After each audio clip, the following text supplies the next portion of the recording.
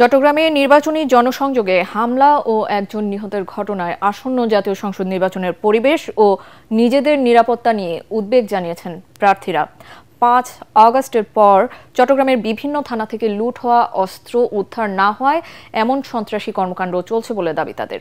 দ্রুত অবৈধ অস্ত্র উদ্ধার এবং সন্ত্রাসীদের গ্রেফতারের দাবি জানিয়েছেন বিএনপি, জামায়াত সহ বিভিন্ন রাজনৈতিক দলের নেতারা।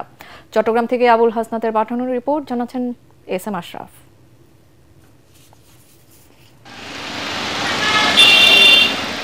৫ আগস্ট সরকার পতনের পরপর চট্টগ্রাম নগরের ১৬ থানার মধ্যে ১২টি থানা আক্রান্ত হয়। পুলিশের তথ্য মতে সিএমপির বিভিন্ন থানা থেকে লুট হয় ৯৪৮টি অস্ত্র।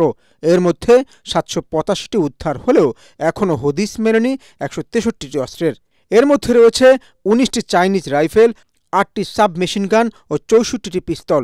একইভাবে লুট হওয়া প্রায় ৮৭,০০০ গোলাবারুদের মধ্যে এখনও উদ্ধার হয়নি ১৯,৪২৪ রাউন্ড গোলাবারুদ। গত এক বছরে চাঁদগাঁও, সাতকানিয়া, রাউজান, বাকুলিয়া ও সর্বশেষ গতকাল বাইজিদ এলাকায় সন্ত্রাসী হামলায় ব্যবহার হয়েছে অত্যাধুনিক অস্ত্র। রাজনীতিবিদদের অভিযোগ, লুট হওয়া অস্ত্র ব্যবহার হচ্ছে নানা সন্ত্রাসী কর্মকাণ্ডে। এতে এ পর্যন্ত নিহত হয়েছেন ২০ জনের বেশি মানুষ। থানা থেকে লুট হওয়া অস্ত্র এই হত্যা সন্ত্রাসে ব্যবহার হচ্ছে বলে অভিযোগ এই বিএনপি নেতাদের। গুলিবিদ্ধ বিএনপি নেতা এরশাদ উল্লাহকে হাসপাতালে দেখতে গিয়ে বিএনপি নেতারা এই অভিযোগ করেন। এই ধরনের ঘটনা স্বাভাবিকভাবেই নির্বাচনকে বাধাগ্রস্ত করে, কিন্তু ইনশাআল্লাহ এটা বাধা দিতে পারবে না। এখন পর্যন্ত দৃশ্যমান কোনো থানা লুটের অস্ত্র উদ্ধারের আমরা দেখিনি। আজকে যে ঘটনা ঘটেছে আমরা গোয়েন্দা সংস্থা মারফত জানতে পেরেছি এগুলো সার্ভিস ওয়েপনের অস্ত্র, মানে এগুলা কোনো বাহিনীর অস্ত্র, তার মানে থানা লুটের অস্ত্র। স্পষ্ট বলতে চাই যে সন্ত্রাসীদের কোনো দল নেই, কোনো ধর্ম নেই, কোনো জাত নেই।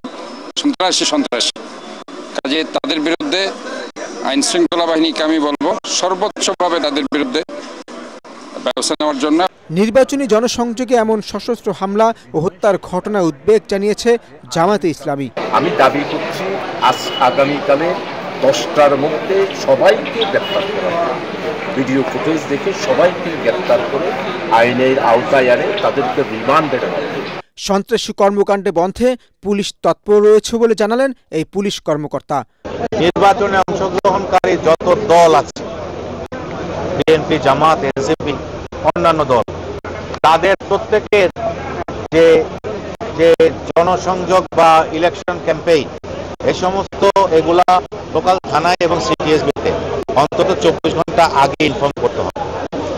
ইনফর্ম করলে আমরা প্রার্থী এবং তাদের যে জনসভা সেগুলোর সিকিউরিটির জন্য আমরা অতিরিক্ত পুলিশ মোতায়েন করব। গত ৮ মাসে অন্তত 5টি হত্যাকাণ্ড ও 7টি হামলার ঘটনায় নাম এসেছে চট্টগ্রামের ছোট সাজ্জাদ গ্রুপের বিরুদ্ধে। গত 15ই মার্চ দিবাগত রাতে রাজধানীর বসুন্ধরা সিটি থেকে সাজ্জাদকে গ্রেপ্তার করে পুলিশ। অভিযোগ রয়েছে জেলে বন্দি থাকলেও তার ইশারাতেই চলে হত্যাসহ নানা অপরাধ। বুড়ি নাতি হিসেবে পরিচিত ছোট সাজ্জাদ হাটহাজারীর শিকারপুরের বাসিন্দা। তার বিরুদ্ধে হত্যা, অস্ত্র, চাঁদাবাজির 15টিরও বেশি মামলা রয়েছে। এসব ঘটনায় তার স্ত্রী তামান্নাও চট্টগ্রাম কারাগারে বন্দী আছেন। Bureau report, ATN Bangla.